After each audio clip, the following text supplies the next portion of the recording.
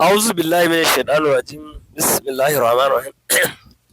So yan uwa, kamar yadda kuka sani, sunana Adamu Ashaka, sannan kuma ina tare da abokina na da'awa shine Malanka introducing kanka. Abdullahi Divine Ali Hussein.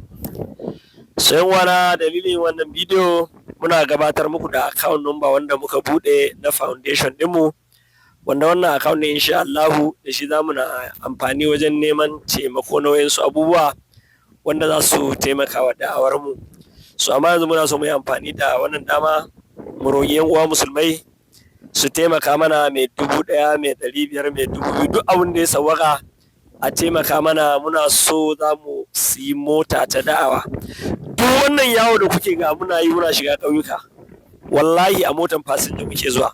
So yanzu kuma muna ga lokaci yayi da ya kamata a ce mu mallaki mota koya take, saboda yanzu damana za ta wuce, za mu shiga rani. Akwai wayansu ƙauyuka abin da ya shafi ƙauyukan Taraba, Adamawa, Kemeru, kuma motar nan zai taimaka mana. Za mu saka littattafan mu da yawa a ciki akan duk inda za mu je muna yawo da jaka. Sannan kuma motar nan za ta taimaka mana. Akwai irin speaker katon nan wanda yana da mic. So za mu siyi duk irin wannan abubuwan. Idan har muna da mota zai zama na sauki. Wani waje in ka je ma, in ba inda za ka kwana ma, za ka iya kwana a cikin mota. So kwarai da gaske mota tana da muhimmanci, kuma za ta taimaka mana a wannan da'awa da muke yi. Shi yasa muke bidiyon da muke roƙon yan uwa musulmai a taimaka mana saboda mu samu mu siyi wannan mota insha Allah. To me za ka kara da shi? To assalamu alaikum warahmatullahi wabarakatuh, yan uwa musulmai na duniya gaba daya.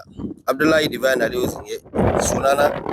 Yadda shi Malam Adam Ashaka yayi magana, akwai ana bukatan mota da za mu rika fita da'awa da shi, musamman kayyuka, don ana samun challenges sosai. Wani wurin ma za mu je babu motan hawa, sai mun yi jira lokaci ya ɓatu.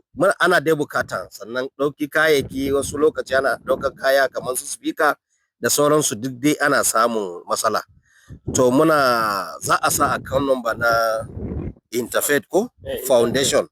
Za a sa account number na Interfaith Foundation, wanda ko da 1000 ne an samu, ko mutum ɗaya 1000, mutane 5000, za a iya samun miliyan 5 da za a iya samun Yaris wanda baya sha, is economic vehicle, baya shan mai. Za a samu ana shiga kayyuka su Kamaru, su Taraba State.